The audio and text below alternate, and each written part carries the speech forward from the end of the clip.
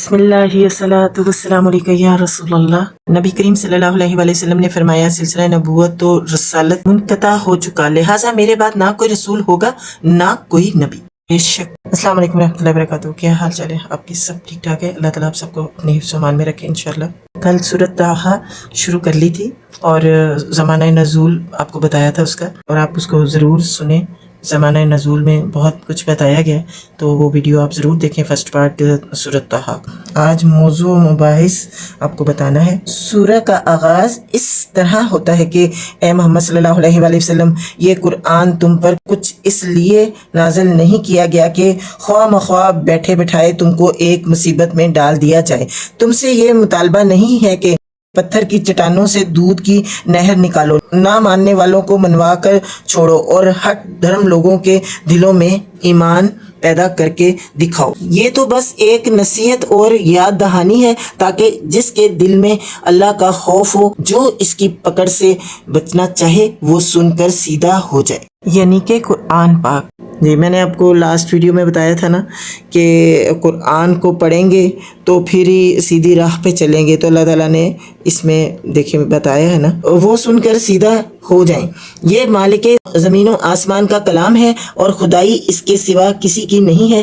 یہ دونوں حقیقتیں اپنی جگہ اٹل ہیں، خواہ کوئی مانے یا نہ مانے۔ اس تمہید کے بعد یکا یک حضرت موسیٰ علیہ السلام کا قصہ چھیڑ دیا گیا ہے۔ بظاہر یہ محاذ ایک قصے کی شکل میں بیان ہوا ہے، وقت کے حالات کی طرف اس میں کوئی اشارہ تک نہیں ہے، مگر جس ماحول میں یہ قصہ سنایا گیا ہے اس کے حالات سے مل جل کر یہ اہل مکہ سے کچھ اور باتیں کرتا نظر آتا ہے، جو اس کے لفظ سے نہیں بلکہ اس کے بین السطور سے ادا ہو رہی ہے۔ ان باتوں کی تشریح سے پہلے یہ بات اچھی طرح سمجھ لیجئے کہ عرب میں کثیر التعداد یہودیوں کی موجودگی اور اہل عرب میں یہودیوں کے علمی و ذہنی تفوق کی وجہ سے نیز روم اور حبش کی عیسائی سلطنتوں کے اثر بیبوں میں حضرت موسیٰ علیہ السلام کو اللہ کا نبی تسلیم کیا جاتا تھا۔ اس حقیقت کو نظر میں رکھنے کے بعد اب دیکھیے کہ وہ باتیں کیا ہیں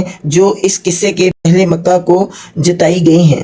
پہلا، اللہ تعالیٰ کسی کو نبوت اس طرح عطا نہیں کیا کرتا کہ ڈھول تاشے اور نفریاں بجا کر ایک خلق اکٹھی کر لی جائے اور پھر باقاعدہ ایک تقریب کی صورت میں یہ اعلان کیا جائے کہ آج سے فلاں شخص کو ہم نے نبی مقرر کیا ہے۔ نبوت تو جس کو بھی دی گئی ہے کچھ اسی طرح جیسے حضرت موسیٰ علیہ السلام کو دی گئی تھی۔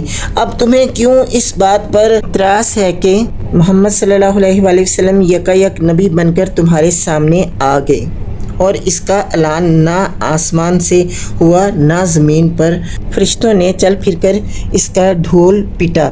ایسے اعلانات پہلے نبیوں کے تقرر پر کب ہوئے تھے کہ آج ہوتے؟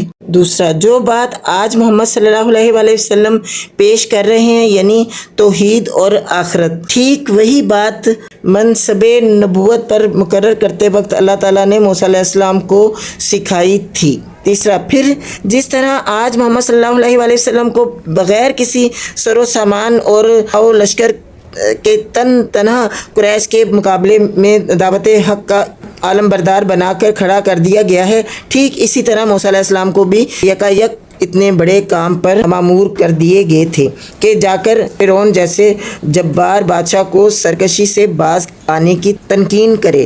کوئی لشکر ان کے ساتھ بھی نہیں بھیجا گیا تھا۔ اللہ تعالیٰ کے معاملے ایسے ہی عجیب ہیں۔ مدین سے مصر جانے والے ایک مسافر کو راہ چلتے پکڑ کر بلا لیتا ہے اور کہتا ہے کہ جا اور وقت کے سب سے بڑے جابر حکمران سے ٹکرا جا، یعنی کہ اللہ تعالیٰ موسیٰ علیہ السلام کو فرعون کے پاس بھیجتے ہیں۔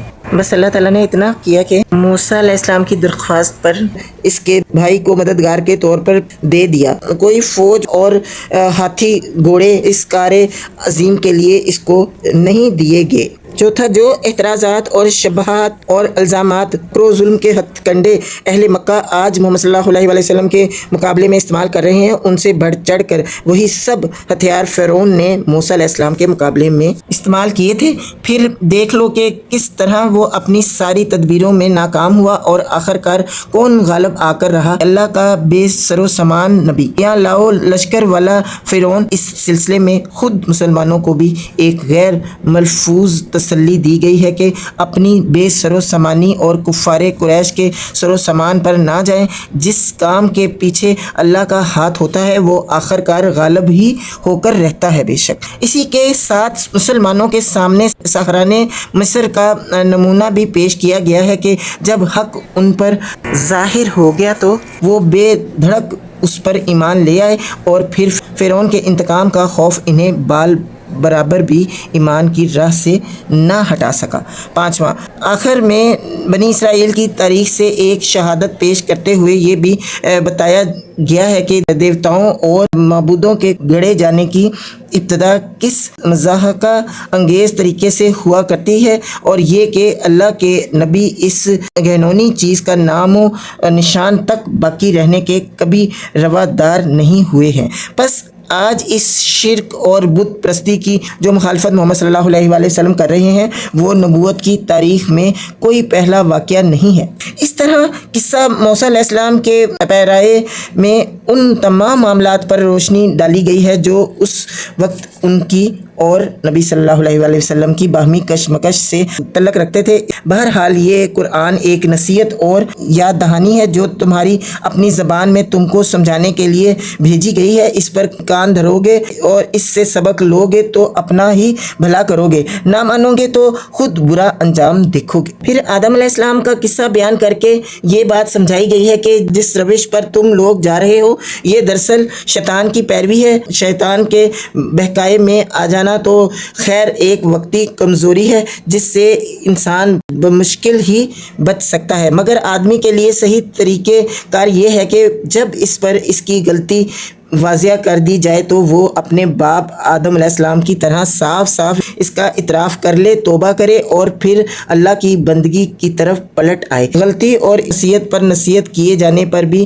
اس سے باز نہ آنا اپنے پاؤں پر آپ کلہاڑی مارنا ہے، جس کا نقصان آدمی کو خود ہی بھگتنا پڑے گا، کسی دوسرے کا کچھ نہ بگڑے گا۔ آخر میں نبی صلی اللہ علیہ وآلہ وسلم اور مسلمانوں کو سمجھایا گیا ہے کہ ان منکرین حق کے معاملے میں جلدی اور بے صبری نہ کرو۔ اللہ کا قاعدہ یہ ہے کہ وہ کسی قوم کو اس کے کفر و انکار پر فوراً نہیں پکڑ لیتا بلکہ سنبھلنے کے لیے کافی مہلت دیتا ہے۔ بے شک لہٰذا گھبراؤ نہیں، صبر کے ساتھ ان لوگوں کی زیادتیاں برداشت کرتے چلے جاؤ اور نصیحت حق ادا کرتے رہو۔ اسی سلسلے میں نماز کی تاکید کی گئی ہے تاکہ اہل ایمان میں صبر، تحمل، رضا اور احتساب کی وہ صفات پیدا ہو جو دعوت حق کی خدمت کے لیے مطلوب ہے۔